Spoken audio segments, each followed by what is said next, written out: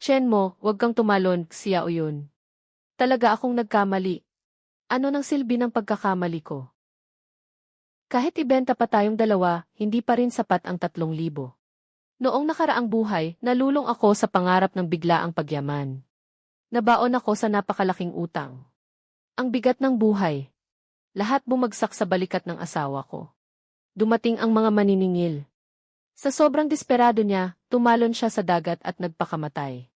Hindi ko inakalang nakabalik ako kay Xiao Yun. Sa araw na balak niyang tumalon sa bangin. Sa buhay na ito, ako si Chen Mo. Hindi na kita hahayaang maluha pa kahit isang patak. Sumpain man ako. Chen Mo, ilang ulit mo na bang sinabi iyan? Noong isang araw sinabi mong titigil ka na rin, ano ang nangyari? Ninakaw mo pa ang huling sako ng bigas namin at ibinenta, kulang pa rin. Ngayon sinasabi mo sa akin ang tungkol sa buhay na ito. Hindi mo nga mapigil ang sarili mo kahit 3 araw. Chen Mo, hindi na kita pinaniniwalaan. Xiao Yun, pakiusap, bigyan mo pa ako ng isa pang pagkakataon. Sa pagkakataong ito, magbabago talaga ako. Bitiwan mo ako, bitawan mo ako. Mas mabuti pang mamatay kaysa hilahin mo ako sa kamatayan. Kung tatalon ka pa ibaba, susunod ako at tatalon din. Ang utang na di mababayaran sa buhay na ito. Sa susunod na buhay ko na lang babayaran. Xiao Yun, panoorin mo ang gagawin ko. Kung hindi pa rin ako magbabago, putulin mo na lang ang 2 kamay ko gamit ang kutsilyo. Huling pagkakataon. Sige, magbabago talaga ako. Hindi ba iyan sa pamilya ni Chen Lauer? Ay, nga. Ano nang nangyari sa asawa niya? Sino bang hindi mawawala sa sarili sa ganito? Tama naman. Sa buong nayon natin, sino ang hindi nakakakilala kay Chen Lauer? Wala siyang kayang gawin ng maayos. Numero 1 sa pangungutang. Mukhang tapos na si Chen Lauer. Hindi na siya makakabangon sa buhay na ito. Ay, akala ko nakatakas na kayo. Ang lakas ng ulan. Saan pa ba kayo makakatakbo? Chen Mo, bayaran mo na ang utang mo sa akin.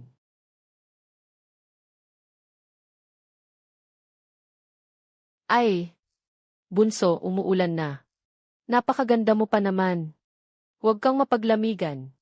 Kung may problema ka, sabihin mo sa akin. Sige, sasabihin ko sa iyo.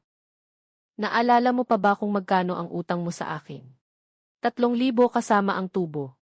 Mabuti at naaalala mo. Akala ko abala ka lang sa asawa mo. At nagpapakaentablado sa ulan. Hehe, Boss Biao, hindi mo alam. May nakakita kay Chen Lauer na lumuhod. Sa bangin, yakap ang asawa niya habang umiiyak. Baka umiyak siya ng 3,000 piso. 3 araw, 3,000 kasama ang tubo. Kung hindi mo mailalabas, alam mo na ang kasunod. Ang asawa mo, marami siyang diskarte. Ha ha ha! Si Zhang Biao ang magbabayad sa iyo pagkalipas ng 3 araw. Lumabas ka ngayon sa bahay ko. 3 araw. Hihintayin kita, huwag mong isipin ang pagtakas. Hindi makakalabas sa baryong ito ang buong pamilya niyo. Bunso, pakinggan mo ang sinabi ni Boss Biao. Pag-isipan mo mabuti.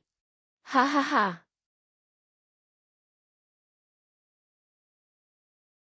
Ano ang sinabi niya? Pinapunta ako para ayusin si Chen Mo. Huwag mong pakinggan si Xiao Yun. Tingnan mo ako. Sa buhay na ito, hindi na kita hahayaang dumanas ng ganitong paghamak. Kailanman? 3 araw, 3,000. Paano ka magkakaroon ng 3,000? Magtiwala ka sa akin pagkalipas ng 3 araw. Inilagay ko ang pera sa mesa niya. Kaya hindi siya makapagsalita kahit isang salita. Ano bang magagawa mo? Huwag mo nang pakialaman ito. Matulog ka muna ng kaunti. Hindi ako makatulog. Kung hindi makatulog, humiga ka na lang. Kapag tumigil ang ulan sa labas, lalabas na ako. Saan ka pupunta? Kumita ng pera. Chen Mo, hindi mo ba balak pumunta ulit? Xiao Yun, hindi na ako pupunta ulit. Maghihirap ako at magsisikap kumita para mabigyan ka ng magandang buhay. Noong dati kong buhay sa baybayin na ito, naging palaboy ako sa kalahati ng buhay ko. Hindi nila alam. kung ano ang nakatago sa ilalim ng latian na ito. Pero alam ko,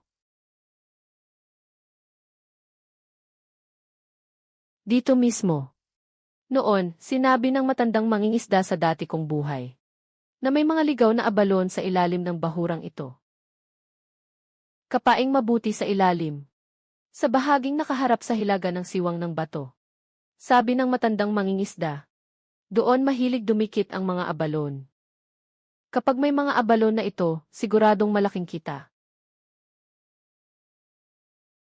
Halos kumpleto na ito. Ligaw na abalon.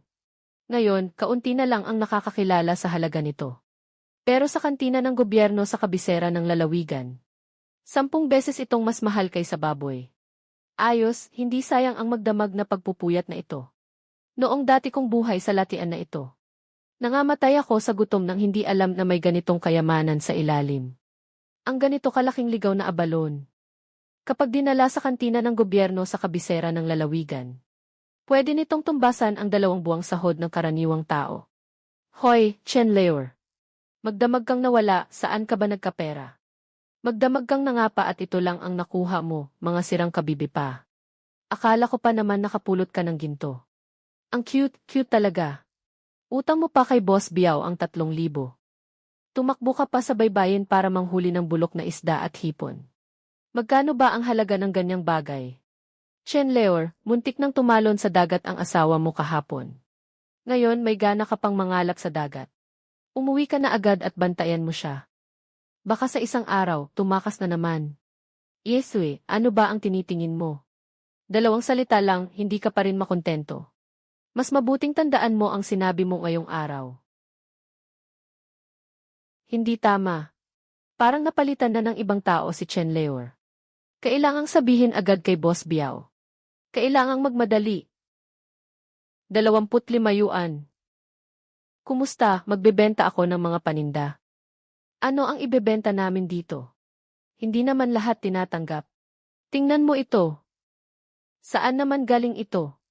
Ligaw na abalon na kinuha sa dagat. Lahat ay buhay pa. Kakaahon lang kaninang umaga. Sandali lang.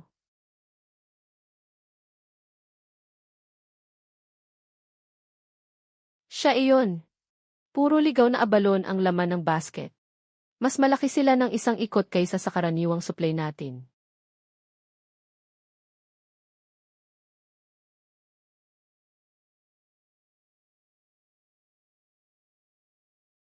Binata, saan mo kinuha ang mga panindang ito? Sa bahurang lugar. Sino ang mga ngahas pumunta roon? Kaya ng tubig na tumaob ang bangka. Kaya hindi ako sumakay ng bangka.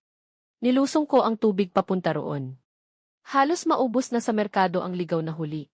Magkano ang presyong gusto mo? Sariwang ligaw na abalon. Bawat piraso ang presyuhan, hindi giveaway. Sa lahat, 46 ang nakuha ko. Ang malalaki, 8 yuan. Ang katamtaman, 6 na yuan. Maliit, 5 yuan. Mukhang marunong ka sa kalakaran, binata. Hindi mababa ang presyong iyan. Pero ang paninda mo, sulit ang halagang iyan. Sige, kukunin ko lahat. Ang malalaki, 12. Ang katamtaman, 24. Ang maliliit, 10. 190 yuan. 190 at kalahating yuan.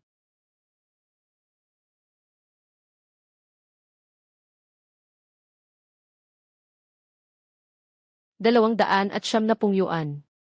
Binata, mula ngayon, kung gaano karami ang meron, ganoon din ang ihahatid mo. Yung mga negosyante sa kabiserang panlalawigan, puro mandaraya. Pinaniniwalaan ko ang paninda mo. Babalik ako sa susunod na linggo. Saan ba galing ang suot mo, mukha kang pulubi? Ang inilabas mo, puro dekalidad na abalon. Hindi mo ba narinig na sinabi niya sa bahura? 20 taon na akong nagtatrabaho sa baybayin na ito. Doong lugar, walang may lakas ng loob pumunta. Ay, bumalik na si Chen Lauer. Wala nang laman ang mga basket. Iyan ay isang bungkos ng sirang kabibe, itapon na lahat. Sabi ko na nga ba, sino ba ang may gusto sa mga basurang iyan? 200 yuan iyan. Sabihin mo kay Zhang Biao. Ito ang unang bayad. Ang natitira, bayaran ng buo sa loob ng 3 araw. Magkano iyon? Hindi ko alam. Mukhang isang tumpo. Tantiya ko, hindi bababa. Yumaman na si Chen mo. Huwag mong sabihing nakaswerte talaga siya at nakatagpo ng kayamanan. Pero magkano ba ang halaga ng mga sirang kabibi na iyon? Nakauwi ka na. Matagal kang naghintay, ano?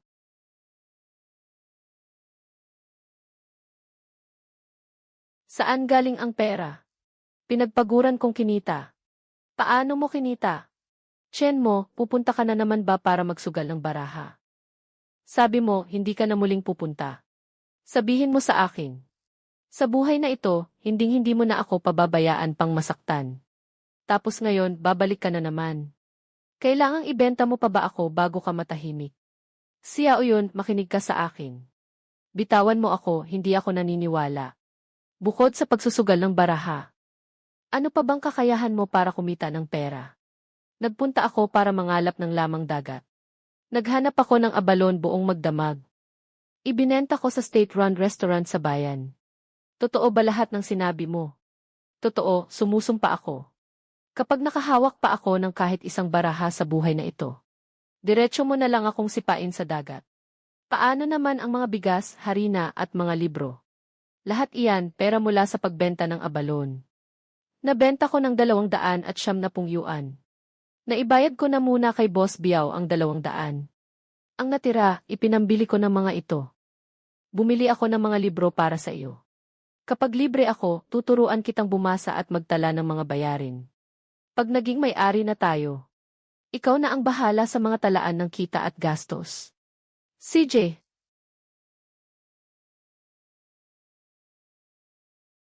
Kapag tinapakan ang putik na ito, makakawala pa ba? Makakawala. Kapag natibayan mo ang tapak, hindi ka lulubog. Hindi ako nangangahas. Halika, tuturuan kita. Ang dulas. Ayos lang. Huwag matakot, tapakan mo ng matatag ang paa mo bago ka umusad. Mas natatakot ka, mas dumudulas ka. Umatras na ang tubig sa lungga. Ang pugita, nagtatago sa mga siwang ng batong ganyan. Isuksok ang kamay mo. Itutok ang hinlalaki pababa. Kapag may nahawakan kang malambot, hatakin mo palabas. Buhay pa. Siguradong buhay pa iyan. Sino ba ang gustong mamatay? Tara. Subukan mo nga. Aray. Ang sakit.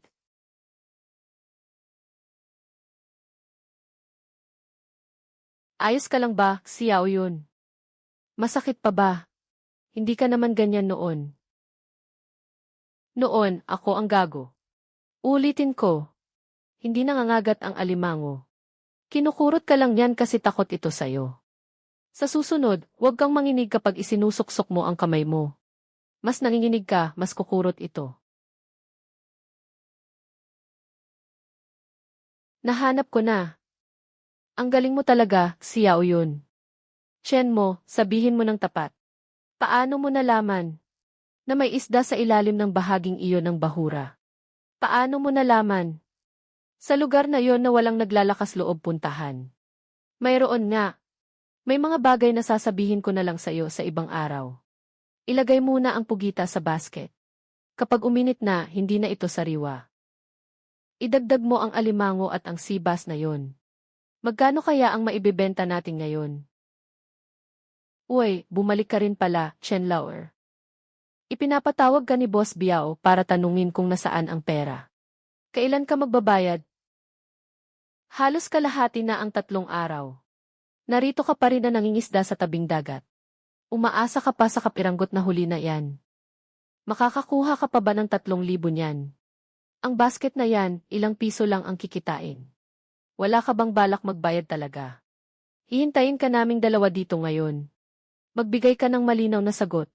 Kailan ka magbabayad? Kung hindi ka magbabayad, babasagin ko ang mga binti mo. Aray. Aray, aray, aray, aray, aray, aray. Bitawan mo ako, bilisan mo. Bakit nakatanga ka pa? Huwag kang magpatumpik-tumpik, tulungan mo ako. Aba, enye. Ay, ano nang gagawin mo? Umuwi ka at sabihin mo kay Zhang Biao. Ang pera, sa loob ng 3 araw, buo at walang kulang. Pero kung may muling magharang sa pinto sa mga araw na ito, pag-isipan niya muna. Kung isasara ba niya sa gabi ang maliit niyang tindahan. Kanino ka nananakot? Pagkaraan ng 3 araw, kung hindi pa rin makapaglabas ng pera. Ako mismo ang dudurog sa pinto ng bahay mo. Umuwi ka at sabihin mo kay Boss Biao.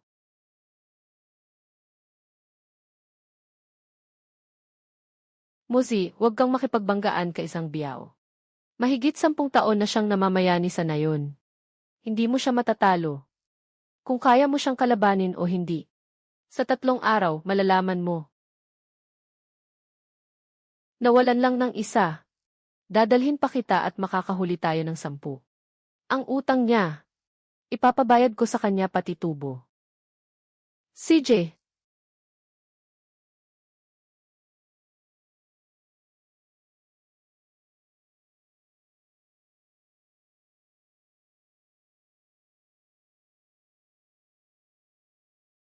Chen mo, ano ba talaga ang gusto mong gawin? Gusto kong si Zhang Biao mismo ang humanap sa akin para magbayad. Mag-isa ka lang, paano mo siya mapapapunta? May 4 o 5 tao siya sa ilalim niya. Lahat sa nayon takot sa kanya. Iyan ang bahaging bahura sa kanlurang dulo ng nayon. Hindi lang abalon ang meron sa ilalim doon. May isa pang bagay na mas mahal pa kaysa abalon. Ano ng bagay? Ligaw na pepino dagat. Ang pinakamalaking tindahan ng halamang gamot sa kabisera ng lalawigan. Bumibili sila ng tuyong sea cucumber at binabayaran ayon sa timbang. Ang isang leang ng tuyong produkto ay mas mahal pa kaysa 10 gin ng abalon. Paano mo nalaman ito? Noon, hindi ka naman nakikialam sa mga ganitong bagay. Dapat pala may nagsabi sa akin. Mga gamit na binili. Buong set ng kagamitan sa pagsisid at mga bagong kahon. Waterproof na ilaw pang kamay. Kasama rin ang deposito sa inuupahang bangkang Dipadjak. Itabi mo muna ang mga ito. Ako ang bahala rito. Kailangang may matira pa ring pera sa bahay. Kung sakaling may mangyari sa akin sa dagat. Huwag kang magsalita ng kung ano-ano. Ayokong ubusin mo lahat para lang bumili ng kagamitan. Sabi mo kanina, may kung ano raw sa ilalim ng bahaging iyon ng mga bahura. Ano iyon? Ligaw na abalon. Mas malaki ng 2 ikot kaysa sa mga nasa pampang. May sea cucumber pa. Lahat ay nakatago sa mga siwang ng bato ng bahura. Ikaw lang mag-isa. Ay sasagwan mo lang ang maliit na bangka papunta sa bahaging iyon ng mga bahura. Lugar na walang sinuman ang nangahas puntahan. Huwag kang mag-alala, nalusungan ko na iyon minsan. Naalala ko na ang hugis ng ilalim ng tubig. Bukas ng umaga, pupunta ako sa bayan para bumili ng kagamitan. Sa hapon ng makalawa, kapag humupa ang tubig, lalayag na ako. Magkano ito? Ito, 5 yuan sa isang araw. Saan ka pupunta? Sa kanlurang bahagi ng nayon. Kahit malalaking barko, hindi nangahas pumunta sa bahaging iyon ng mga bahura. Papalok ka ng sirang bangka para magpakamatay. Sasagwan ka lang. Upahan ko ito ng 2 araw. 10 yuan ito. Ay! Binata, mas mahalaga ba ang pera o ang buhay? Mas mahalaga ang buhay.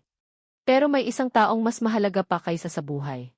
Tingnan mo nga kung ano ang pasa ni Chen Lauer. Pangsisid ang gamit na iyon.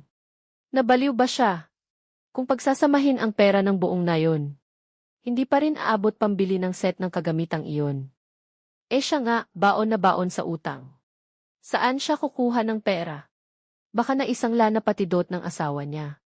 Mozi, pupunta ka talaga sa bahaging iyon ng mga bahura. Bukas ng hapon, huhupa ang high tide.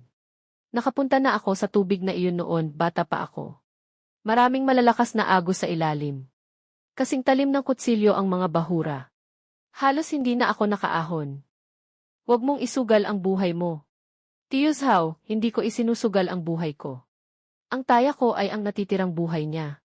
Para lang mabuhay siya ng maayos. Talagang ang pupunta ka. Kung hindi na makabalik si Chen Lauer sa pagkakataong ito, talagang mababalo ang asawa niya. Sino ba ang may sabi sa kanyang umutang ng 3,000 kay Boss Biao? Kapag nasagad, kahit ano kaya nilang gawin. Chen mo, kailangang makabalik ka ng ligtas. Huwag kang mag-alala.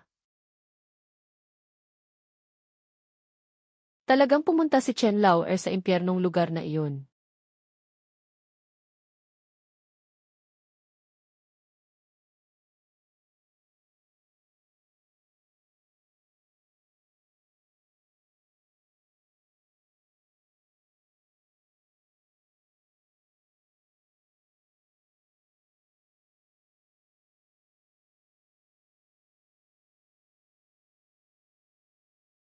Siyaw yun. Sapat na iyon para makapagbayad ka isang biao ng 10 beses.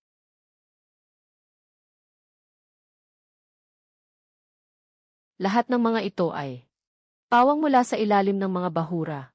Sa isang buong pader ng bahura, punong-puno ng. Sinabi ko nang hindi kita lolokohin. Huwag ka nang pumunta roon ulit. Sapat na. Sapat na para mabayaran ang utang at makuha ang kontrata sa bakanting latsyan na iyon. Sapat na para mapasara ang bibig ng buong nayon. Sapat na para sa buong. Abalon iyon. 40 taon na akong nabubuhay. Wala pa akong nakitang ganito kalaking abalon. Tingnan mo roon. Yung maitim doon ay sea cucumber. Ang laki niyan, ilang taon kaya ang itinagal ang paglaki niyan? Lolohay, lolohay. 60 taon na akong namumuhay sa tabing dagat na ito. 50 taon na akong namumulot ng lamang dagat sa baybayin. Hindi pa ako nakakita ng ganito kalaking ligaw na abalon. Mosey. Ang mga ito. Saang bahagi ng tubig mo ito nakuha? Sa bahaging may bahura. Noong kabataan ko, napunta na ako roon. Maalon at mabagsik ang hampas ng alon. Madaling bumangga ang bangka sa mga bato. Noong ako ay napadaan doon dati. Ang tapang mo. Talagang hindi maikukumpara sa karaniwang tao. Lubos kitang iginagalang.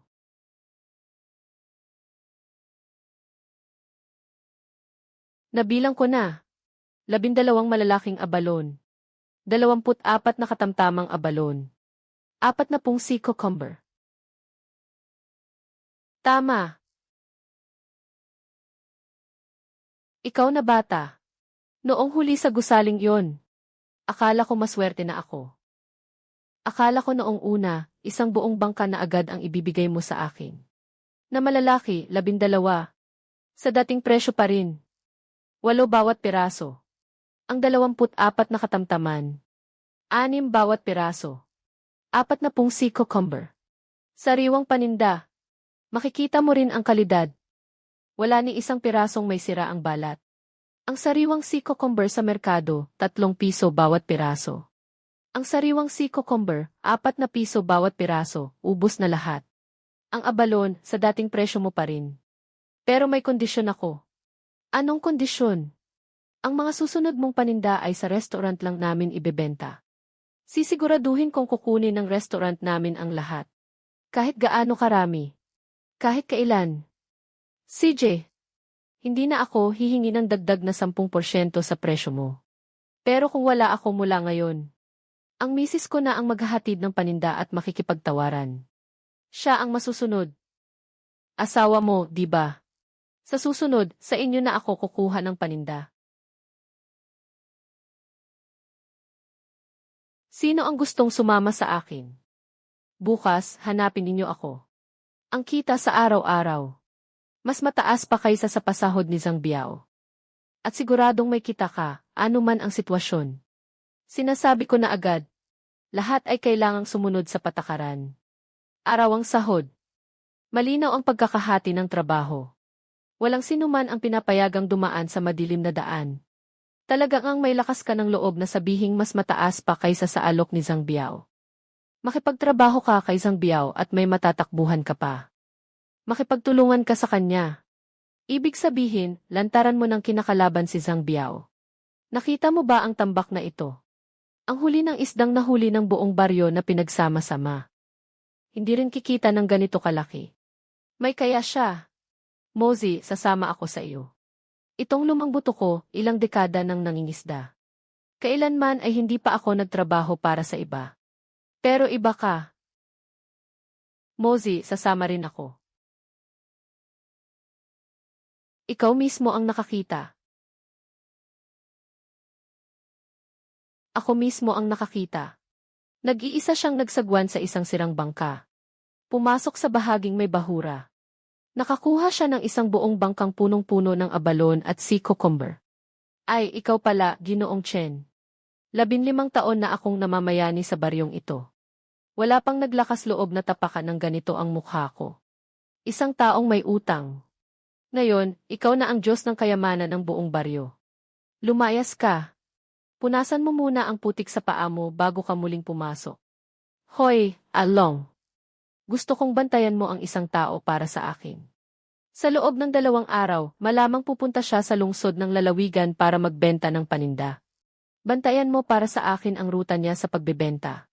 Kung may pwedeng harangin, harangin mo ng tuluyan.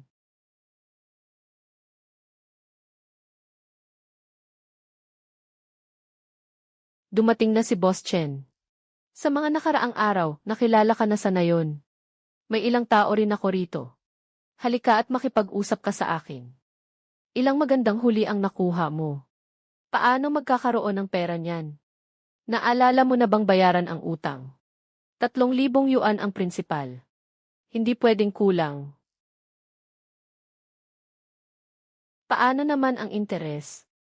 Ayon sa usapan, sa katapusan ng taon magbabayad tayo. Ako na ang nagtakda ng mga tuntunin sa nayon sa loob ng 15 taon. Hiram na pera, bayad na pera. Ang interes ay kailangan ng bayaran ngayon. Ikaw ang nagtakda ng sarili mong tuntunin. Noong umutang ako sa iyo, sinabi mo naman, sa katapusan ng taon, bayaran ang interes. Isulat mo iyan sa kasulatan ng utang. Ako ang batas dito. Ang tigang na dalampasigan sa kanluran, ako ang umako niyan. Simula ngayon, bawal pumasok ang mga tao mo sa lugar na iyon. Si Chen mo ang kontratista. 20 taon ang kontrata at may bayad ang pag-upa. Kailan ka humingi sa kapitan ng nayon? Ang perang kinita ngayong umaga sa paglayag sa dagat. Nabayaran na ang bayad sa unang taon ng kontrata. Chen Lauer, gusto mo bang agawin sa akin ang lupa? Linawin mo ang usapin sa pera. Dalhin ang kasulatan ng utang sa bahay ko bago matapos ang araw na ito. CJ. Tawagin mo si Along. Agad. Kumusta na? Kinuha niya.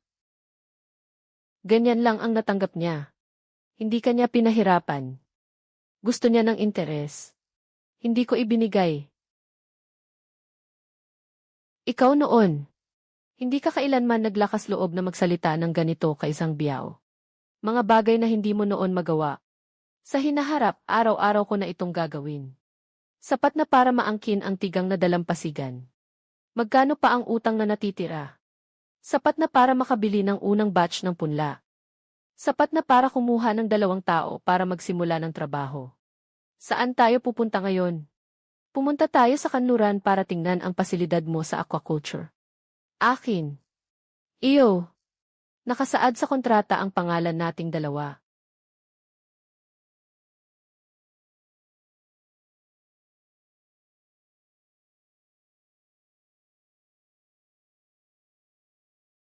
Ito ba ang aquaculture site na sinasabi mo? Hindi sa hindi kita pinagkakatiwalaan. Pero tingnan mo. Puro bato, bulok na putik at damo lang ito. Wala nga ni isang maayos na kalsada. Paano ka mag-aalaga ng kahit ano rito? Maghukay ka roon ng 3 palaisdaan. Pasukin ng tubig dagat. Kapag tumataas at bumababa ang tubig, kusang magpapalit ng tubig. Doon magtayo ng mga silungan para sa punlaan. Pumunta sa lungsod ng lalawigan para kumuha ng mga punla mula sa dagat. Unahin natin ang isang batch. Doon magtayo ng mga silungan sa trabaho. Sa unang ilang buwan, doon muna titira ang mga tao. Paglaon, gagawin nating bodega. Pagkalipas ng 3 buwan, bawat pulgada ng lugar na ito ay may halaga. 111. 0. 3 palaisdaan at mga silungan para sa punlaan. Mali ang naisulat ni Xiao Yun. Ang kaliwang bahagi ng karakter ng iyan ay ang radikal na kahoy. Hindi ang radikal na kamay. Paano mo naman nalalaman ang lahat? Nagkataon lang na alam ko. CJ, edi dito ko sisimulang itala ang negosyo sa tigang na tabing dagat na ito. Ang unang kita ngayong araw. Ang nagmamay-ari ay Chenmo at Xiao Yun. Chenmo at Xiao Yun. Ang nagmamay-ari ay Chenmo at Xiao Yun. Sa unang pagkakataon, pinagdikit ko ang mga pangalan nating mag-asawa. Biaoje, wag muna kayong magmadali. Ang sabi mo lang kanina. Inangkin niya ang bakanting dalampasigan sa kanlurang bahagi ng nayon. Para sa kasunduang paupahan sa loob ng 20 taon. Kaninang umaga iyon inasikaso sa komite ng nayon. Lumagda si kapitan ng nayon sa likod ko. Matagal ko nang nadaanan at natanaw ang bahaging iyon. Puro bato at putik lang. Walang kahit isang daan. Ano ang aalagaan niya roon? Hindi ko alam. Ilang araw na siyang nakapangisda ng isang bangka ng huli sa dagat. Magkano man ang kinita niya, hindi ko nasasabihin. Basta sapat nang mabayaran niya ang utang ko. Hindi maliit na usapin ito. Mas malinaw sa akin kaysa sa iyo kung ano ang dating ugali ni Chen Lauer. Hindi tatubo ang halaman sa putik. Pero naglakas loob siyang mangisda ng abalon nang mag-isa sa ilalim ng dagat. Naglalakas loob pa siyang gamitin ang kasunduan para ipangalandakan sa iyo. May sira na ba ang ulo ng taong iyon? O may nag-udyok sa kanya sa likod? Bahala na kung may sumusuporta sa kanya o wala. Kailangan niyang malaman na ang pag-agaw sa lupang sakahan ko sa nayon ay may kapalit. Hindi basta sa dahas lang pwede. Ngayon ay mainit ang ulo niya. Bantay sarado ng buong nayon ang bahaging iyon ng dalampasigan niya. Sa pakikitungo sa ganitong tao, kailangang isa-isa. Kakakalagkad niya lang ng pangungupahan. Ubus na ang pera niya. Lalabas at lalabas ang tunay niyang kulay. Pagdating ng oras, haharangin natin ang daan. Babagsakin natin ang presyo ng produkto. Hindi na kailangang sayangin pa. Noong una, kasama mo ang mga tao sa timog. Iyon ang gamit mo noon. Hindi ba halos pareho lang? Pero Biaoje, kailangan ko munang alamin ang tunay niyang pagkatao. Suriin. Suriing mabuti ang lahat. Hindi ako nagmamadali. Biaoje, tandaan mo lang ang isang bagay. Bawat sentimong ginagastos niya ngayon, ay dagdag na hakbang niya palapit sa hukay ng apoy. Tahimik. Talagang kumilos na siya. Pero wala na siyang daan pabalik. Sinabi na noon ni Zhang Biao na itong lugar ay patay na lupa. Sinabi niyang tama siya sa kalahati. Alin ang kalahati? Mataas ang alat at alkali ng lupa. Hindi tumutubo ang mga pananim. Pero ang kailangan ng mga halamang dagat ay maalat-alat na tubig. Ang daluyan ng tubig ay maghahatid ng tubig dagat mula sa baybayin. 3 balbula. Sila ang magkakahiwalay na kumokontrol sa dami ng tubig na pumapasok sa 3 palaisdaan. Dapat tama ang dalisdis ng palaisdaan. Kung hindi papasok ang tubig dagat kapag mataas ang alon. Kapag humupa ang alon, hindi rin mailalabas. Misteryo, kailan ka pa nagkaalam ng mga ito? Kapag nangingisda sa dagat, habang kumakapa, habang tumitingin. Aling bahaging pinatubigan ang mas maayos ang ani? Ano ang lalim ng tubig? Ano ang agos? Natatandaan ko lahat sa utak ko. Kasama mo ako.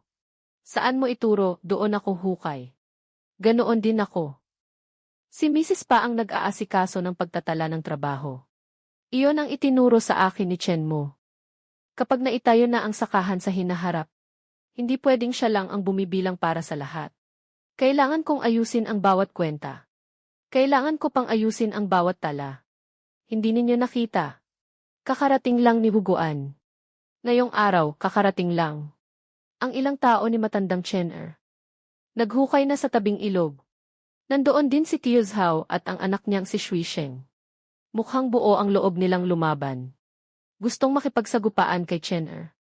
Pumunta rin si Tio Zhao. Nakipag-away si Tio Zhao sa nayon noon. Parang batid na niya ang estilo ng matandang mangingisda. Paano niya paniniwalaan ang mga kalokohan ni Chen? Mukhang napakatalas ng mga mata ni matandang Zhao. Hindi siya basta-bastang nalilinlang. Pupusta siyang makikipagbanggaan kay Chen mo.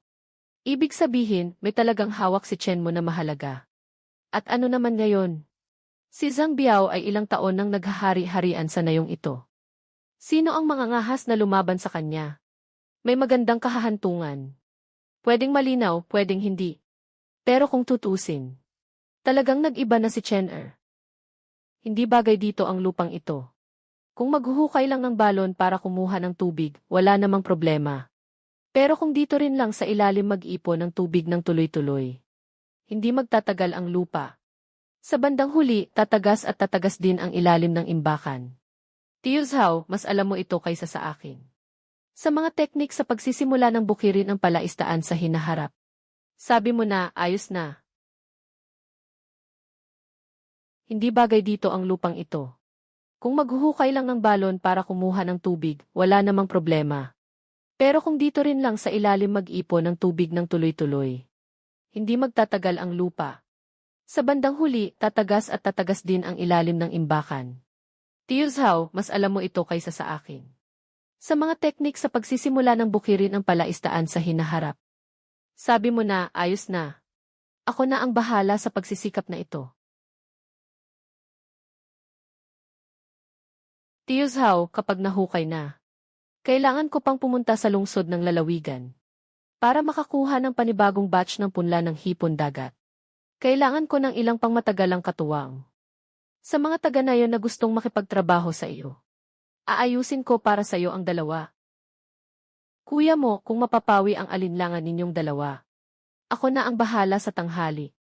Ako na ang bahala sa hapunan. Huwag kang mag-alala. Pulbos ng kabibe at apog. 3 piraso lang ang nagamit sa poste na kahoy. 4 na truck ng dinurog na bato. Tayong 4 pa rin ang tao. Bakit, nagkamali na naman ba ng sulat? Bakit pa, mali na naman ang pagkakasulat? Hindi. Pero ginawa mong tubig ang putik. Ang dalawang karakter na ito, magkahawig na magkahawig. Sino ba ang nakakaalam kung aling putik iyon? Ha ha ha.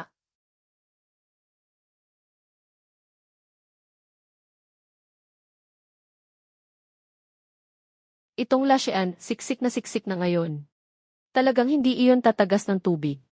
Ang teknik na natutunan ko 40 taon na ang nakalipas sa asinang. Kung tatagas man ng tubig, ibabaligtad ko na lang ang pagkakasulat ng pangalan. Tiyo Zhao, ang ilalim ng 3 imbakan ngayong araw. Kailangang mapatapos lahat. Bukas sisimulan na ang pagpapatibay ng pader ng imbakan. Sa makalawa, kapag sapat na ang taas ng tubig sa alon, pwede nang subukan ang pagpasok ng tubig. Ganito ba kabilis? 3 araw na trabaho, 5 araw na gawain. Malapit na ang panahon ng bagyo. Ang kalahating buwang ito ang tanging bintana para makahabol sa trabaho. Hindi siksik ang ilalim ng imbakan. Pagdating ng bagyo, binaha ng tubig dagat. Sayang lang ang hinukay na kanal. Narinig ninyo ba? Huwag kayong magkunwaring tamad. Hindi po. Sabi ni kuya mo. Ngayong araw, 3 imbakan ang matatapos lahat. Dagdagan ninyo ako ng sahod ngayong hapon. Alam ko na, may dagdag na sahod. Mosey. Hindi ka tatantanan ni Zhang Biao. Siya ang gumugulo sa sakahang ito. Mahigit 10 taon na siyang naghahari-harian sa nayon. Hindi siya matitinag sa ilang pananakot lang. Gaano ba karami ang inihanda mo? Tiyo Zhao, natatakot ka ba sa kanya? Dahil akala mo hindi siya kailanman babagsak. Pero bulok na ang ugat.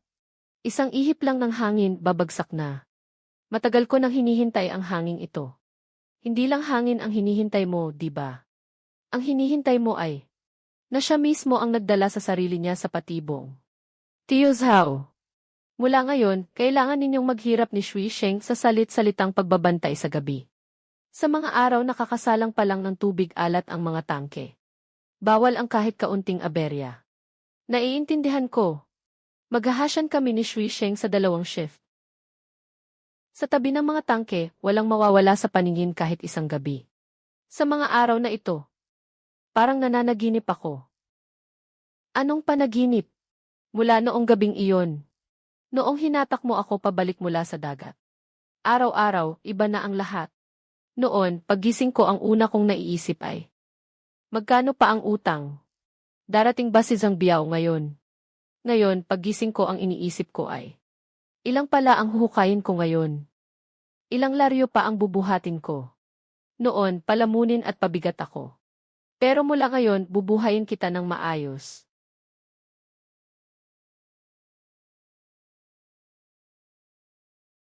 Pusang mailap.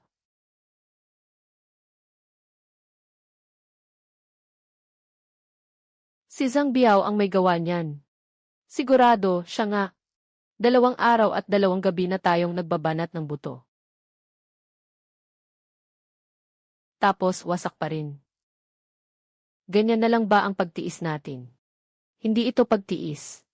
Pinapaniwala lang natin siyang hindi ako lalaban. Mosey, may naisip ka na. Hayaan muna nating magpakasaya siya. Habang mas lumalakas ang loob niya, mas malakas ang bagsak niya. Mixing. May. Kuya mo, tapos na ang pagwasak. Mas matibay ito kaysa noong nakaraan. Pagod ka na. Shuisheng, maya-maya pumunta ka sa bayan para bumili ng dekalidad na kandado. I-lock lahat ng bodega ng gamit at ang silungan. Anong klaseng kandado? Yung pinakamatibay. Sabi, may nanggulo raw kagabi sa gitna ng gabi. Pati pader ng tangke, itinulak nila. Sino pa ba kundi si Zhang Biao? Hindi ba halata naman? Si Chen Laoer lang ang makakatiis niyan. Kung ako iyon, matagal na sana akong lumaban ng patayan. Chen mo. Pakiramdam ko, babalik pa si Zhang Biao. Kung darating siya, mas mabuti. Ang kinatatakutan ko lang ay hindi siya dumating. Sinong ulol na salarin iyon? Muli.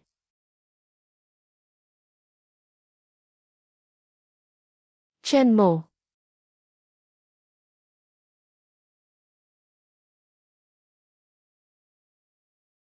Ang dami nito, magkano kaya lahat? Hyson seedlings no. Isananbain ang kabisera ng lalawigan. Lahat ng ipon namin. Ipinambili mo lahat ng pera mo ng mga punla. Sa pasilidad ng pagpaparami ng punla. Pasilidad ng punla. O, hindi ba si Chen Laoer iyon? Pasilidad ng punla. Saan niya nakuha ang napakaraming kahon na iyan? Sa mga kahon nakasulat, pasilidad ng punla. Talagang nagsimula na siyang mag-alaga ng sea cucumber sa pasilidad ng punla. Baliw ba siya, ilang tao na ang nalugir yan? Isa lang siyang taga-dagat. Wala siyang alam dyan. Tiyuzhao, itong batch ng mga punla. Ito ang pinakamahusay na klase mula sa seedling farm sa syudad. Ito ang pinakamahusay na klase mula sa seedling farm sa syudad, sea cucumber seedlings, ang numero 1 seedling factory sa syudad. Mabilis lumaki at matibay laban sa sakit. Talagang maganda ang kalidad. Mas malakas pa kaysa sa mga ligaw sa tabing dagat. Lahat ng pera ko, inilagay ko sa batch ng mga punlang ito. Sagad na. Sagad na itong batch ng mga punla. Kapag nagkaproblema pa, babagsak lang tayo sa umpisa ulit. Kuya Chen mo, kaya ba natin? Kaya natin. Pero dapat bantay sarado. Temperatura ng tubig, alat at timpla ng pakain. Kahit kapiranggot lang, hindi pwedeng pumalya. Ibigay mo sa akin ang sariling gawang makina. 50, 30, 60. Tiyuzhao, hatiin natin ang trabaho. Ikaw at si Shuisheng sa araw, ako sa gabi. Sa paligid ng palaisdaan, may bantay na 24 na oras. CJ, ako ang magbabantay sa araw. Pauwiin mo na si Shuisheng para matulog. Ako ang papalit sa iyo sa gabi.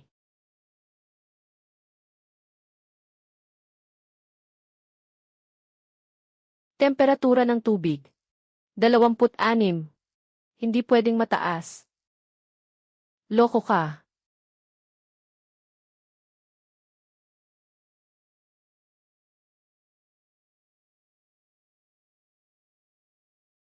Hindi dahil sa sakit ang pagkamatay.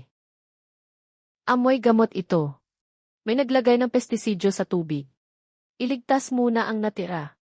Tiyuzhao, buksan mo ang paagusan at ilabas lahat ng tubig.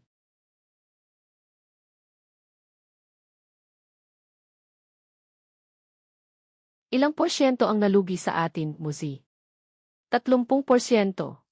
Nailigtas ang dalawang katlo. Siguradong si Zhang Biao ito.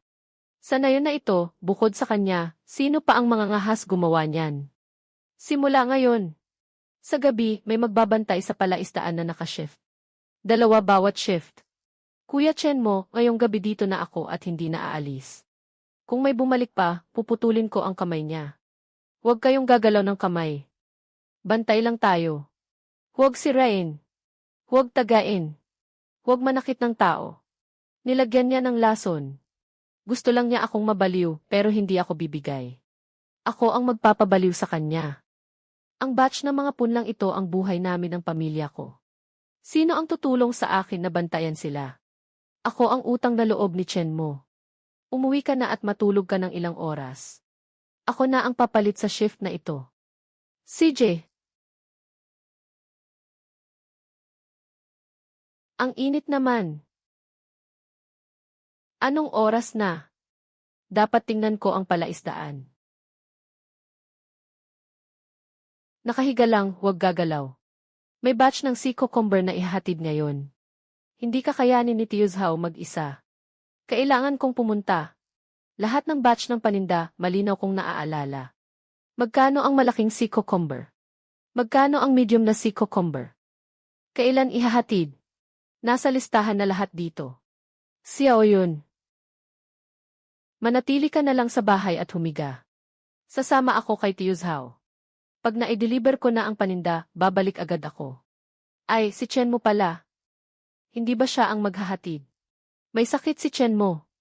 Ngayon ako ang maghahatid ng paninda. Malaking dried sea cucumber, 20 gin. 12 yuan bawat gin. Medium dried sea cucumber, 35 gin. 8 yuan bawat gin. Kapatid, ikaw ang sumulat ng lahat ng mga salitang ito. Hindi siya dumating ngayon. Pero kanya pa rin ang mga paninda. Luma pa rin ang presyo. Gusto ninyong suriin ang paninda. Hindi na kailangan. Malaki ang swerte ni Chen mo. 5 at 20 yuan lahat. Bilangin mo. Salamat. Iyong mga letrang itinuro mo sa akin. Lahat na gamit ngayon. Sinabi ng buyer na pwede raw ako na lang ang pumunta sa susunod. Xiao Yun. Inumin mo muna ang gamot. Mamaya ko ipagtitimpla ka ng inuming may asukal na pula. Sabi ng tindera sa kooperatiba. Kapag nilalagnat, uminom ng mainit na tubig na may asukal na pula. Simula bukas. Ikaw na ang bahala sa libro ng mga tala. Ikaw ang magtatakda ng presyo ng papasok at palabas na paninda. Ay, boss. Mas maganda ang ginawa mo ngayon kaysa sa akin. Noong huli, may naglagay ako ng gamot sa inumin niya. Alam mo kung ano ang ginawa niya. Hindi siya pumunta para singilin ako. 2 araw at 2 gabi siyang nagbabad sa silid ng punlaan. Sa kabila niyon, nailigtas niya ang 2 katlo ng mga punla. Hindi siya sumugod sa bahay. Hindi rin siya nagreklamo sa pulis. Wala man lang isang mura. Akala ko pa nga umatras na siya. Ilang araw na ang nakaraan, may buyer mula sa kabisera ng lalawigan. Pumunta mismo sa nayon para kunin ang paninda niya. Saan ko ilalagay ang mukha ko? Nasaan ang asawa niya? Noong huli mong sabi, muntik nang magpakamatay sa dagat ang babae. Ngayon, siya na ang tumutulong sa kanya sa pag-aasikaso ng mga libro. May ilan sa nayon na mahigit 10 taon ko nang kasama. Ngayon, palihim. Sinasabi nilang may galing si Chen Lauer. Na hindi na raw ako kaya. Kung hahayaan pa natin siyang magpatuloy. Ako sa nayong ito. Wala nang matatakot sa akin. Ano ang balak mo? Hindi ba siya nag-aalaga ng mga lamang dagat? Huwag nating hayaang makalabas ng nayon ang paninda niya. At huwag ding hayaang mabenta ang mga kabibi niya. Kilala ko ang seafood trader na galing sa kabisera ng lalawigan. Espesyal siya sa pagbili ng tuyong produkto. Konektado ako sa ilang malalaking negosyo sa lalawigan. Mga butika, tindahan ng halamang gamot at mga restaurant, lahat may koneksyon. Taon na ang binilang ko sa pakikitungo sa kanila. Nakapagsalita ako roon. Kaya kong ipasara. Isang tawag lang. Sa isang salita, sino pa ang tatanggap ng paninda ni Chen mo? Ayaw lang nilang malugi sa negosyo ng seafood sa kabisera ng lalawigan. Isasara ko ang daan ng bentahan niya. Magkano man ang ipuhunan niya. Ganoon din kalaki ang malulugi niya. Kapag hindi na niya kaya pang tumagal. Natural na luluhod siyang lalapit sa akin. Ako na ang bahala sa ayos.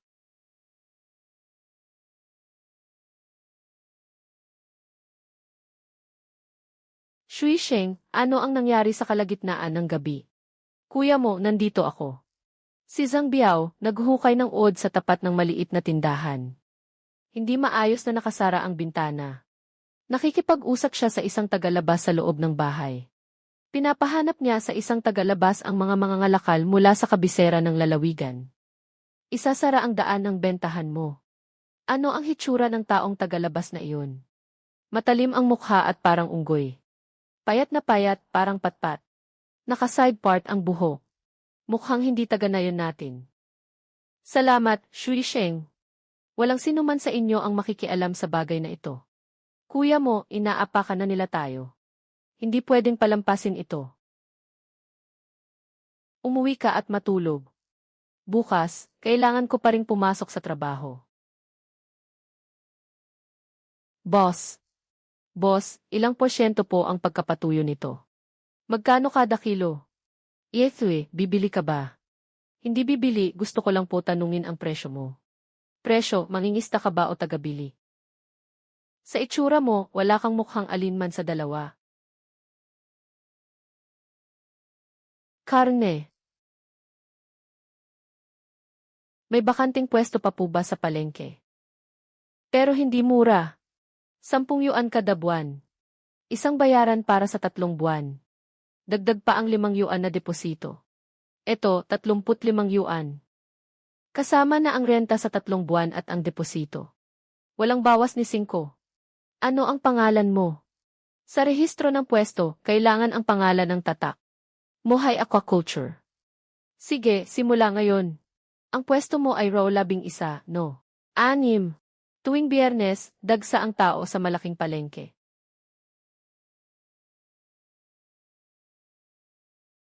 Row 11, no? 6. Pakitandaan po ang row 11, no? 6. May isang Chen Barito. Isang binata ang nagbebenta ng pagkaing dagat. Zhang Biao. Huli na ang mga tao mo. Hoy! Boss Biao, may nangyari. Ano nang nangyari? Yung pinahadlang mong daan ng benta, ano na? Hindi niya kami hinanap. Ang mga tao ko, nakabantay sa palengke buong araw. Wala ring bakas ni Chen mo. Pagkatapos, nagtanong ako sa tanggapan ng pamamahala. Sabi nila, kaninang umaga may isang tao. Na umupa na sa row 11, no? 6. Ang nakarehistrong pangalan ay Mohay Aquaculture. Si Chen mo iyon. Nilaktawan niya tayo. Diretso siyang pumirma ng kontrata sa palengke. Renta sa pwesto para sa 3 buwan. Boss Biao. Wala talaga siyang balak dumaan sa mga middleman para magbenta. Chen mo. Mo. Ang batch na ito, mas malaki kaysa sa mga nauna nating mga batch. Lahat ng napulot sa dalampasigan ay malalaki. Malalaking sea cucumber. 18 gin at kalahati. Tio Zhao.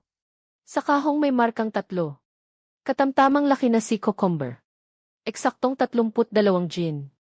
Aalis na ako. Pagbalik ko, may dala akong pasalubong para sa'yo. Saan galing ang sea cucumber na ito? Ang kalidad nito, kahit sa mga pwesto sa kabisera ng lalawigan. Bihira akong makakita ng ganito. Amin itong inalagaan.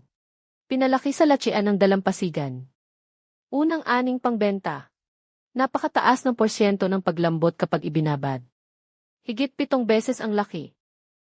Sabihin mo ng diretsyo. Ilang gin lahat ang hawak mo. Kukunin ko lahat. Lahat, huwag kang umasa. Noong huli, ganyan ang ginawa mo. Pagdating ng kalahati ng paninda, ibinaba mo agad ang presyo. Ang batang ito, maaga pa lang, nakapwesto na rito. Akala ko kung sinong bagitong matigas ang ulo. Sino nang mag-aakalang ilalatag niya ang isang hanay ng sea cucumber? Bawat isa, ang ganda ng porma, parang peke. May natitira pa bang malalaking tuyong sea cucumber? Ang restaurant ng anak ko. Kailangan para sa piging ng kaarawan ngayong gabi. Meron.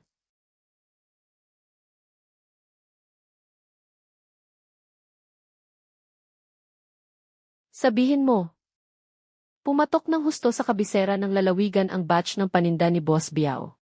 Ang ilang matatandang tindero sa tabi. Inagaw niya lahat ng negosyo. Sinasabi ng iba na ang paninda niya ngayon. Iisang batch lang. Ay sapat ng pambayad sa 3 buwang upa ng pwesto. May sarili na siyang pwesto at mga suki. Boss Biao, isa lang akong midleman. Hindi niya ako babatiin. Paalam. Chen mo.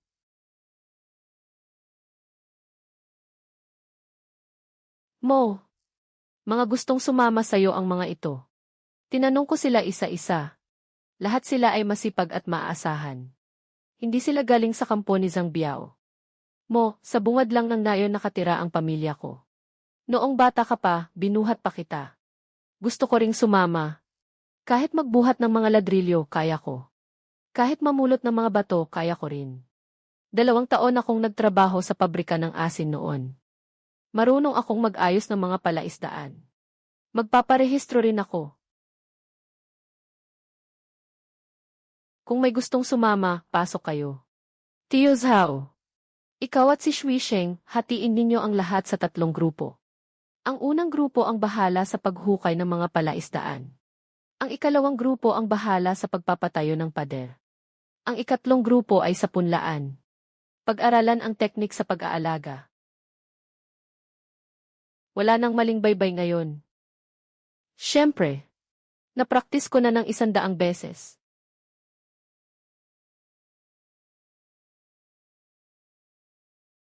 Boss Biao. May 6 pang umalis ngayon. Anong 6? Yung mga dating kasakasama natin. Ngayon ay may 6 pang umalis. Lahat sila pumunta sa sakahan ni Chen Mo sa kanlurang bahagi ng nayon. Ngayon, ang natira na lang sa atin. Ay ako na lang at itong mga ulol na ito. Ako ang naghari sa nayon sa loob ng 15 taon. Pakainin mo sila. Painumin mo sila. At ngayon, aalis lang sila kapag gusto nila. Hindi na pwedeng pahabain pa ito, Boss Biao. May pera na siya, may tauhan, at may suki. Kapag inabot pa ng 2 buwan, huwag nang sabihing mawawala pa ang mga tauhan mo. Baka hindi ka na nga maalala ng mga tao sa nayon. Anong sinabi mo? Ang sinasabi ko ay totoo. Kailangang may matinding tira si Boss Biao. CJ, ang pinakamalaking puhunan niya ay hindi yung ilang tangke ng pipino ng dagat. Siya mismo. Kapag may nangyaring aksidente sa kanya, guguho ang sakahan. Paano gagawin? Kilala ko ang ilang tao sa timog na talagang gumagawa ng ganyang trabaho. Malinis ang galaw. Malinis ang galaw. Walang bakas. Pero ang presyo, kahit magkano, babayaran ko.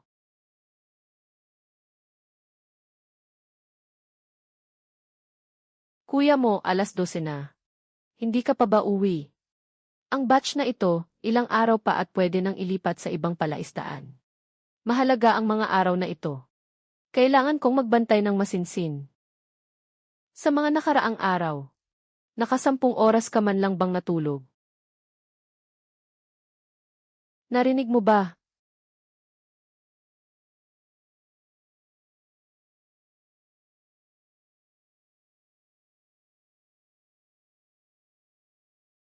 Huwag mo akong saktan. Huwag mo akong saktan. Si Boss Biao ang nagpadala sa akin. Si Boss Biao nga. Pestisidyo. Ikaw din iyon noong huli. Hindi. Noong huling beses, si Boss Biao mismo ang nagbuhos nito bandang hating gabi. Sabi niya, sa susunod na mangyari ulit ito. Kaya niyang lasunin ang lahat ng punla mo. Para hindi ka na makabangon pa. Ano pa ang sinabi ni Zhang Biao?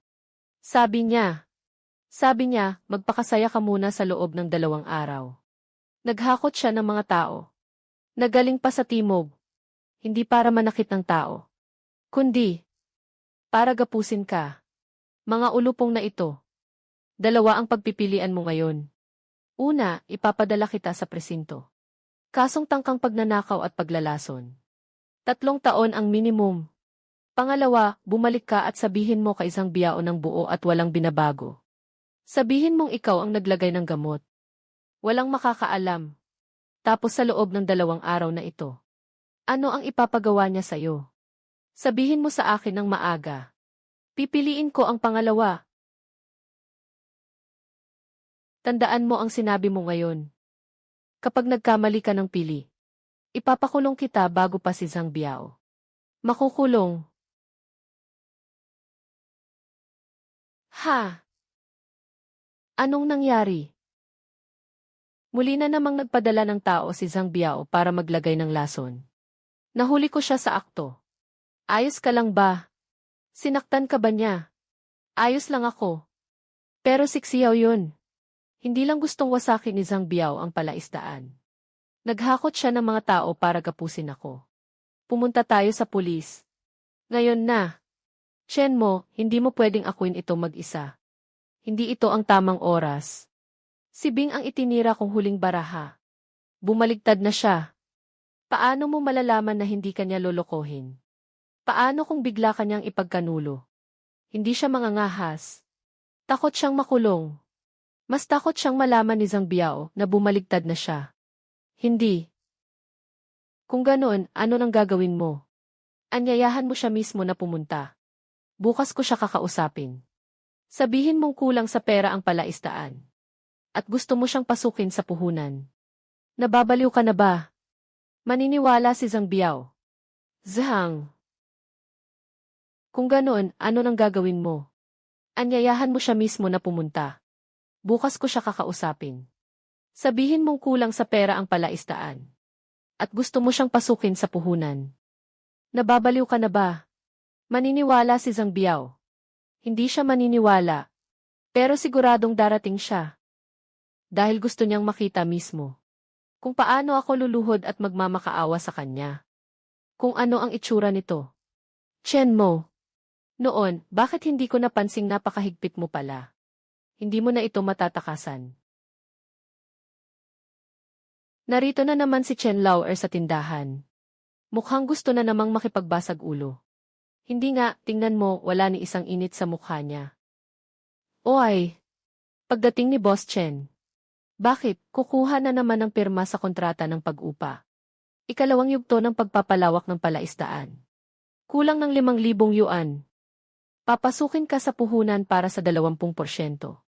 Ha ha ha. Kulang siya sa pera kaya lumapit siya sa akin. Ha ha ha. Chen Lauer. Nakalimutan mo na ba? Utang mo pa sa akin ang 3,000. Hindi ka man lang makaiyak sa harap ko. Ngayon gusto mo na akong papasukin sa puhunan. Pumasok sa puhunan. 20%. Hindi ako tatanggap ng pera mo ng libre. Lumuhod ka muna at magmakaawa sa akin. Pagkatapos, saka natin pag-usapan ang iba. Bukas ng hapon. Hihintayin kita sa palaisdaan. Nag-aalaga ako. Pumunta siya para makiusap sa akin. Kung may pera talaga siya, hahanapin niya ako. Ibig sabihin, hindi na niya kaya. Ganyan ang pakulo niya. Talagang bigla. Pero mahusay talaga magkunwari ang taong ito. Noong huli, nagkunwari siya. Naglubog sa tubig ng 2 araw at 2 gabi. Sa huli, umupa pa siya ng pwesto sa kabisera ng lalawigan. Ibig mong sabihin, peke na naman iyon. Peke man o hindi. Narito na ang pagkakataon. Sa tingin mo, bakit niya itinakda iyon? Bukas ng hapon. Nasa kanlurang nayon ang palaisdaan. Noong hapon na iyon ang mga tao sa nayon. Karamihan ay pumunta sa dagat at sa palengke. Sa nakatiwangwang na tabing dagat sa kanluran ng nayon. Maliban sa mga tao niya. Wala nang iba. Hayaan siyang siya mismo ang pumunta sa presinto para magsampa ng ulat. Sabihin na si Chen mo. Sa bakanting dalampasigan na walang tao. Ay nabali ang sariling binti. Kailan darating ang mga tao mo? Bukas ng tanghali. Boss Biao, pag-isipan mong mabuti. Pagkaraan ng bukas. Yung lote sa kanlurang na yon. Wala nang makikipag-agawan sa inyo. Papasok lahat ng mga tao mo sa silid punlaan. Lock ang pinto, walang lalabas. Huwag kang magpakatanga. Tumawag ka ng pulis para makialam ang presinto. Harapin mo siya ng direkta. Kahit malugi ka, wala ka ring mapapala. Tio Zhao, tulungan mo akong bantayan ang mga tao sa nayon. Iyon na ang pinakamalaking tulong. Hindi para lang paurongin sila, kundi para hindi na sila makabalik kailanman. Pumunta ka at unlock ang pinto ng silid punlaan. Lahat pumasok sa silid. Ikaw ang maiwan at bantayan ang pinto. Walang lalabas. Oy, Boss Chen. Ang laki ng dating. Inimbitahan mo akong pumasok sa puhunan. Wala ka man lang pa-welcome na tsaa. Bakit? Nasaan na ang mga alipores mong parang hipon at alimango? Nag-impake na ang mga iyon at nagsitakas na. Nga. Kasama ang isang amo na araw-araw alanganin ang bukas. Sino ang hindi kakabahan? Naka-leave sila ngayon. Pag-usapan ang malaking negosyo. Maraming tao, magulo ang usapan. Malaking negosyo ito. 3 buwan na ang nakalipas, lumuhod ka sa harap ko. Hindi mo pa nga mabayaran ang 3,000. Tapos sasabihin mong malaking negosyo raw. Lumuhod ka, Chen mo. Maganda ang timpla ko ngayon. Baka isa na lang ang ipatawad kong paa mo. Boss Biao, totoo, inimbitahan talaga kitang kumita. 2% bahagi sa puhunan. Hati sa tubo sa katapusan ng taon. Hindi ba mas mataas iyon kaysa sa sinisingil mong proteksyon sa nayon? Yaman. Alam mo ba, sa loob ng 3 buwang ito, ginawa mo akong katatawanan sa baryo. Hindi ba marunong nang humawak ng pera ang asawa mo ngayon? Kapag ako na ang humawak dito, hayaan mong siya ang maging accountant ko ng espesyal. Zhang Biao, pwede mo akong galawin. Banggitin mo pa iyan at pagsisisihan mong nakilala mo ako. CJ, ang tapang mo. Ngayon, tingnan ko nga. Paano mo ako pagpagsisihan? Mga kapatid, lusob. Una, baliin din yung 2 paa niya. Paano pa siya mangunguha ng lamang dagat? Zhang Biao, huling tanong ko na sa iyo. Sasali ka ba sa puhunan ng palaisdaan? Puhunan sa palaisdaan. Huwag kang pumunta. Sinabi ni Mosey. Siya lang mag-isa. Bugbugin ninyo siya. Ibagsak ang mga armas. Chen mo. Naglalakas loob kang lokohin ako. Nasabi ko na. 20%. Hindi ko kukunin ng libre ang pera mo. Ngayong araw, itatabi ko na lang itong 20%. Isipin mo na lang na ito ang ipon mo sa pagtanda na iniwan sa palaisdaan.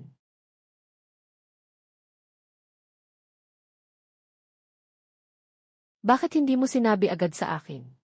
Akala ko ngayong hapon ay talagang makikipag-areglo ka sa kanya. Sinabi ko naman sa iyo. Hindi mo na sana ako pinapunta. Mosey, ang taong iyon. Si Along ang nagpalason at naghanap ng taong magtataling sa iyo. Matagal mo na bang sinabi sa mga otoridad? Mula noong gabing una akong itinulak sa gilid ng palanggana. Habang lalo siyang nagmamalaki. Mas malala ang bagsak niya.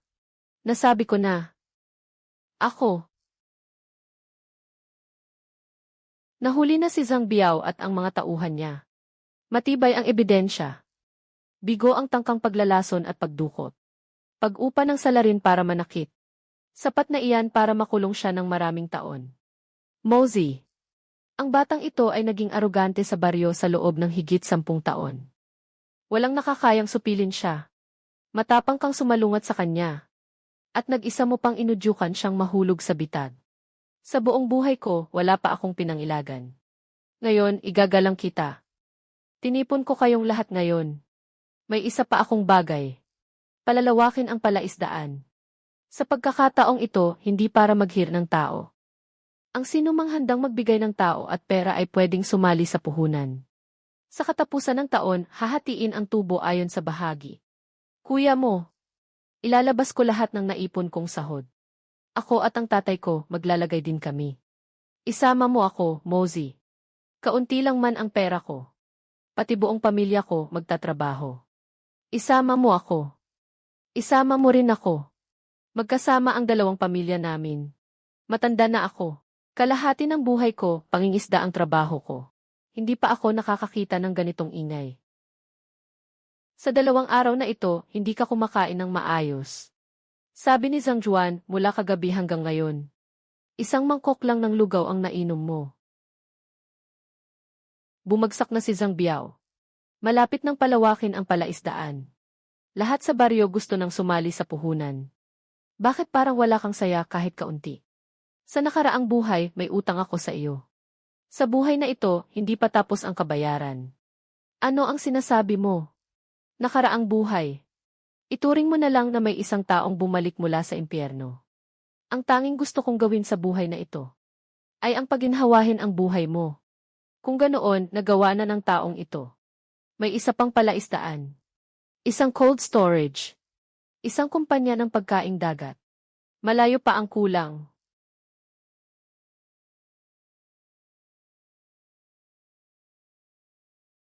Pumasok na si Kuya Long. CJ.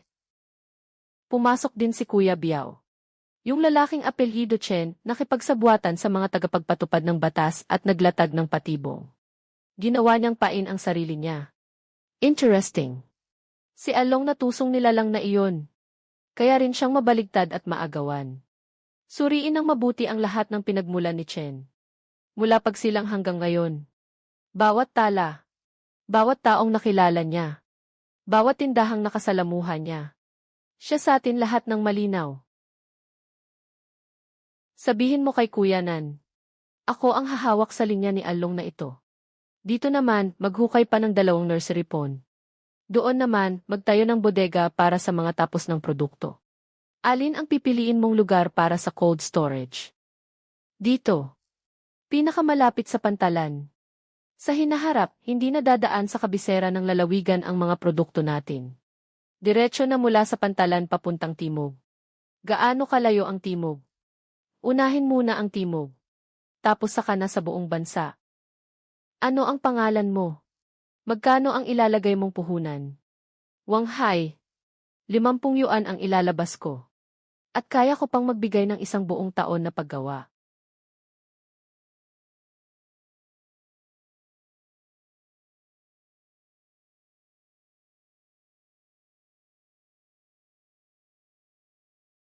Natapos na ngayon ang pundasyon ng cold storage. Bukas bubuhusan ng semento. Sa makalawa, ikakabit ang makinang pampalamig. Naalala mo pa ba, 3 buwan na ang nakalipas? Nakatayo tayo rito. Sinabi mong gusto mo akong mabuhay ng maayos. Naalala ko. Noong panahong iyon, pinagsama ko ang lahat ng meron ako. Wala pang 10 yuan. At ngayon naman. Ngayon, sapat na para magtayo ng palaisdaan. Sapat na para makasabay sa amin kumain ang buong nayon. Pero hindi pa rin sapat. Gusto kong ang salitang muhay ay maisabit sa pinakamalaking karatulan ng kumpanya ng pagkaing dagat sa kabisera ng lalawigan. Para ang mga anak nating 2. Sino bang magsisilang ng anak mo? Maaga ka pa magsalita. Pero darating din iyan. Xiao Yun. Bukas pupunta ako sa kabisera ng lalawigan para lumagda ng kontrata. Ang unang batch ng mga pagkaing dagat papuntang timog. Sa makalawa, ikakarga sa barko mula sa pantalan. Talaga bang mapagkakatiwalaan doon? Yung malaking boss sa timog. Ni hindi ko pa nakikita ang mukha. Ang tinitingnan niya ay ang produkto. Hindi ang mukha ko. Maganda ang kalidad ng tuyong sea cucumber natin. At 10% ring mas mababa ang presyo kaysa sa merkado. Kapag ayaw niya, may iba namang sasalo. Ito ang talaan ng palaisdaan ngayong buwan. Suriin mo. Hindi na kailangan tingnan. Sabi ng may-ari, ayos na raw. Muhay Aquaculture. Muhay Aquaculture. Muhay Aquaculture. Unang batch ng mga produkto. Ayon sa presyo sa kontrata. Natanggap na ng kabilang panig ang paninda. Bayaran ng buo sa loob ng 3 araw. Mo. Magkano ang halaga ng kargamentong ito? Kasing halaga ito ng lahat ng kinita natin noon. Pag-aalaga ng isda. Kalahati na ng buhay ko ang ginugol ko sa pangingisda. Unang beses kong makakita ng nagbebenta ng lamang dagat na parang kayamanan. Mohay Aquaculture. Magandang pangalan. Nasuri na ng mga tao ko ang paninda. Talagang maganda ang kalidad. Boss Zhou, diretso na tayo. Maaari ba akong maging pangmatagalang supplier ninyo? Sa timog, hindi ako nagyayabang. Pero sa larangang ito, may bigat ang salita ko. Kung kukunin mo ako, unahin kong kunin ang paninda mo para sa isang buong taon. Usapang tapos. Mohay Aquaculture. Aquaculture. Ang lalaking tinatawag na Along. Sumama sa akin ng ilang taon. 7 taon. Hinayaang maipasok ang isang batang baguhan sa aquaculture. Na maipadala sa kulungan. At nadamay pa si Zhang Biao. Siya sa atin ng malinaw. Kung may kumakabig sa likod niya. Kung wala. Kung gayon, siya sa atin ng malinaw. Tuwing kailan siya dumaraan sa bahaging iyon ng liblib na daan sa bundok. Mohay Aquaculture. Ano ang nangyari? May tao pa sa likod niya na tinatawag na kuyanan. Si Zhang Biao sa nayon ay isa lang na maliit na tauhang nagpapautang at naniningil ng upa. Ang tunay na malalaking isda ay nasa lungsod. Ano ang balak nilang gawin? Matagal lang nakakulong si Zhang Biao. Wala pa ring galaw doon. Maaaring wala silang pakialam. O mas mahirap silang kalaban kaysa kay Zhang Biao. Kahit alin pa man. Kailangan nating maghanda ng maaga. Ano ang gagawin? Lumapit tayo sa kanila mismo. Nasiraan ka na ba ng ulo? Negosyo ang usapan. Ngayon, hindi na tayo. Tulad noong 3 buwan na ang nakalipas, noong mag-asawang muntik ng tumalon sa dagat. May paninda tayo, may pwesto tayo, at may kontrata tayo. Kung negosyo ang habol niya, magiging katuwang siya. Kung manggulo siya, ipapakita natin sa kanila. Hindi basta-basta magagalaw ang muhay. Ikaw nga si Chen mo. Mas bata ka kaysa sa inakala ko. Ang tapang mo na iayain mo pa akong kumain. Alam mo ba kung sino ako? Alam ko. Si Zhang Biao ang nagbunyag sa iyo sa loob. Kung alam mo na kung sino ako, bakit ka pa naglakas loob pumunta? Hindi ka ba natatakot na ang kainang ito ay maging huli mong salu-salo? Natatakot ako. Kaya ako narito. Ito ang kondisyon ko. Kapag natapos mo ng tingnan, saka mo pagdesisyonan kung anong klaseng salu-salo ito. Gusto mo akong pasukin bilang kasosyo sa iyong palaisdaan. 50,000. 10% bahagi. Hindi mas maliit kaysa sa kinikita ninyo sa mga negosyo sa lungsod. Pero malinis ang perang ito. Sinasabi mo bang gusto mo akong magpakalinis at magtino? Hindi ako naglakas loob, gusto ko lang magsabi ng totoo sa inyo. Lahat ng pera ay nakalaan para sa proyektong ito. Kung hindi kayo naniniwala, maaari ninyong ipadala ang inyong mga tauhan para mag-imbestiga. Palengke ng lamang dagat sa kabisera ng probinsya. Terminal Stall numero 6. 3 buwan ang nakalilipas. Inaarkila lang iyon ng isang taong baon sa utang at walang-wala. Ngayon, nakuha na niya ang kontrata ng supply mula sa timog. Sa susunod na taon, mas malayo na ang mararating ng ating mga produkto. Pag-aaralan ko pa ang kontrata ng 2 araw, bata. Ang dahilan kung bakit ka nakaupo rito ngayon para makipag-usap sa akin ay hindi dahil sa iyong mga cucumber, kundi dahil sa lakas ng loob mong humarap ng mag-isa. At may dala ka pang kontratang hindi ko pa kailanman nakita. Ano na, namroblema ka ba niya? Hindi. Wala naman. Sabi niya, pag-aaralan na lang daw muna ang kontrata sa loob ng 2 araw. Hindi ba't nagdadahilan lang siya para patagalin ito? Paano kung hindi siya pumirma? At sa halip ay mag-isip siya ng paraan para gipitin ka. Hindi niya tayo kayang gipitin.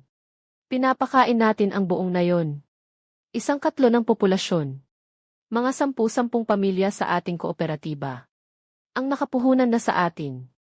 Kung lalapastanganin niya ako, ang kalihim ng partido ang unang tatawagan ko para ayusin siya. Bakit tila wala kang kinatatakutan? Natatakot ako. Natatakot akong mawala ang lahat ng ito.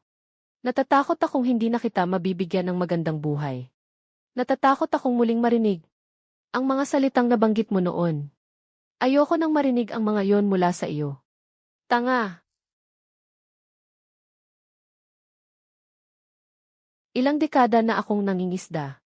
Pero ang batang si Chen mo na ito, nagawa niya talagang pagtagumpayan ang lahat. Boss Chen, ang iyong mga paninda ay sold out na sa palengke sa Timog noong nakaraang buwan. Nagpa siya ang aming kumpanya na dagdagan ang order ng 30,000 libra para sa susunod na taon. Dala ko na ang kontrata, pumirma na tayo ngayon din. Wow! Nagpa siya ang komite ng distrito.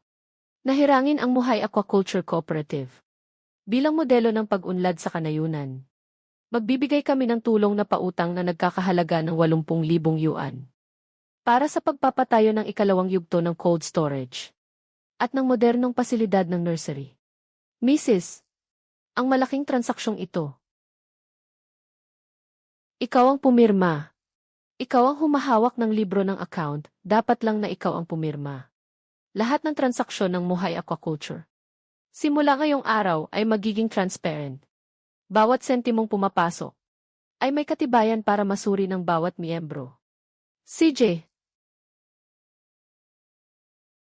Noong unang beses, ikaw ang nagbuhat sa akin pauwi. Akala ko noon katapusan ko na. Iyon din ang akala ko noon. Naniloko mo lang ako. Sabi mo, nagbago ka na. Pero hindi ka naman talaga nagbago. Ikaw pa rin ang tiyan mo na lumuhod sa ulan. At umiiyak na nagmakaawa sa akin na huwag akong tatalon. Dati, masyado kang maingat sa imahe mo kaya hindi ka umiiyak. Ngayon, kaya mo nang umiyak sa harap ng buong nayon. Siyaw yun, tingnan mo. Mula dito papuntang timog. Hanggang sa bahaging iyon ng reclaimed land ay sa iyo. Sa silangan ay ang cold storage at nursery room. Sa iyo pa rin iyon. At ang kanluran naman ay para sa bahay ng magiging mga anak natin. Ating dalawa. Halika rito. Sa susunod na buhay, ikaw pa rin ang pakakasalan ko. Tandaan mo ang sinabi mo. Itataga ko ito sa puso ko.